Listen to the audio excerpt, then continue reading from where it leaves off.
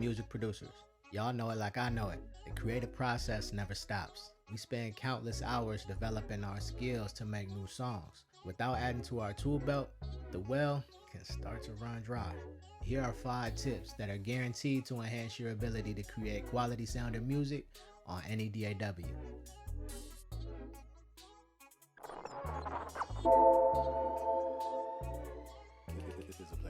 Crossfades are one of the most helpful tools in an engineer's arsenal. When you have 2 regions next to each other, you need a crossfade. If you are punching in vocals, you need a crossfade. If you've discovered a click, a pop, or harsh audio, you probably need a crossfade.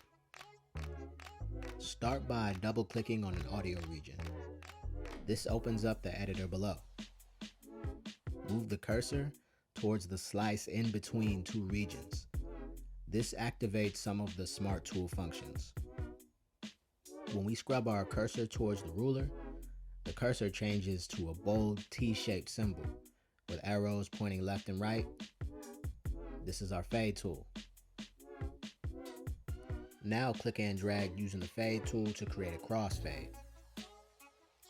As you move the cursor further into the second region, notice how the crossfade grows larger. In most cases, a small crossfade in the right place does the job. Zooming in helps us be more precise. Crossfades are represented in the edit window of your workspace with an X symbol between 2 regions. Use it to glue the audio together seamlessly.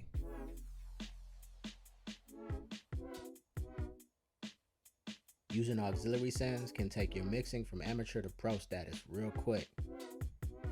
In an analog studio setting with a mixing console, this is called routing. Auxiliary sends in your DAW have inputs and outputs. By default, each channel output in your session is going to the stereo out. Auxiliaries act as a separate master channel for an effect that can be sent to various tracks. Each send can be adjusted separately from the next. Check out my template tutorial for more details about creating auxiliary tracks in Logic Pro. Instead of placing copies of the same plugin over several tracks, use one plugin on one auxiliary track to send to multiple channels in your session. This creates cohesion in your mix and frees up your computer processor. As an example, let's pull up a reverb and send it out. We have the auxiliary channel already. Adjust the input of the channel to a bus. Think of a bus like the vehicle that we send out to other tracks in the session. Each track has multiple send slots.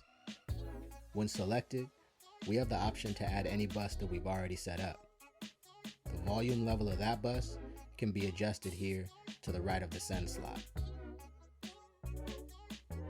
Add auxiliary sends to your music production workflow. You'll never look back. Carefully layered tracks help songs achieve the full sound you hear in radio-ready music. Your audience will never stop and think, wow, they did a great job with them layers. When your mix is finished, 2 blended tracks should sound like one. Instrument layers are normally treated different than vocal layers, but the overall approach is the same. An even number of tracks is common because it creates a stereo signal, but there's no rule against using 3 or 5 or 7 layers. It's trickier to mix, but not impossible. Panning layers left and right is what starts to open up the sound. The wider the adjustment, the more open the sound becomes.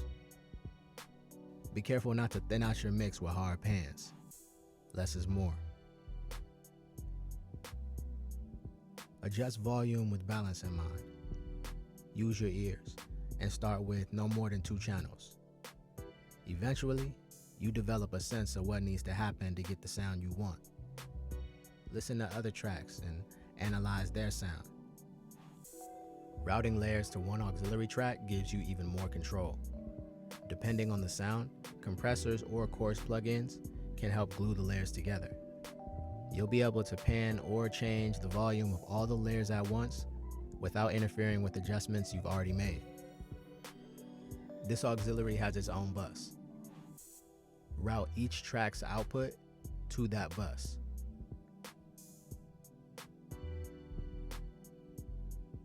Adding reverb to your auxiliary also enhances the way layers sit in the mix.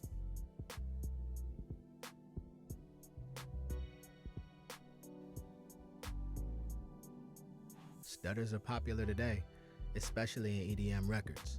You can add stutters to instruments and vocal sounds. The slice tool together with the pointer tool helps us create the stutter effect. In Logic, I prefer to use my pointer as my left click and the scissors as my command click tool. Setting up the session tempo and enabling the snap to grid option beforehand is mandatory for stutters. You're free to try this technique without it, but good luck. Zooming in gives us the view we need to accurately slice and move regions. The process then becomes trial and error. Once you're familiar with your DAW, you'll be able to read the waves in your session. This is operator level. Make 2 slices on the region, one at the beginning and at the end of the stutter. Holding down the Option key, click and drag the sliced region to the left until it's before the initial region. Have a listen to make sure the stutter lands in the right place. This is when the session tempo is the most helpful. Nudge the region until the stutter lines up and fits your idea. Reverse reverb is a cool technique for adding tension to your music. This can be done with any sound you like. It's usually attached to vocals and percussion. Similar to creating a stutter, we use the slice tool and the pointer tool to isolate the region that gets the reverb. Holding down the Command key, click and drag a new region to an empty track. We'll insert the reverb plugin here. The most important parameters for our reverse reverb effect are the decay and wet levels. The more you increase these levels, the more dramatic the effect will turn out. With the right click on the region, you'll see the option to bounce in place. For the destination, choose a new track. It's also important to select the Include Audio Tail option to keep the reverb effect intact. The result of this bounce is our audio region, complete with the reverb effect on a new channel. At the top left of the screen, the inspector button gives us the ability to reverse the audio of the region we have selected.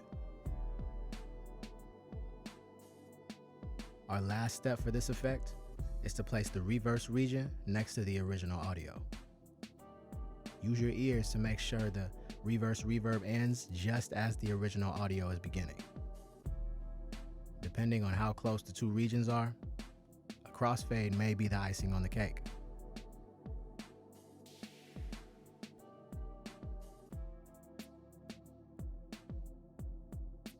These music production tips can be used in all kinds of scenarios. There's multiple paths to becoming an ace with these techniques, and all those ways are the right way.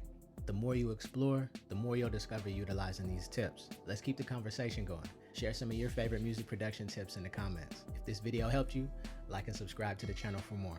Stay inspired. Peace.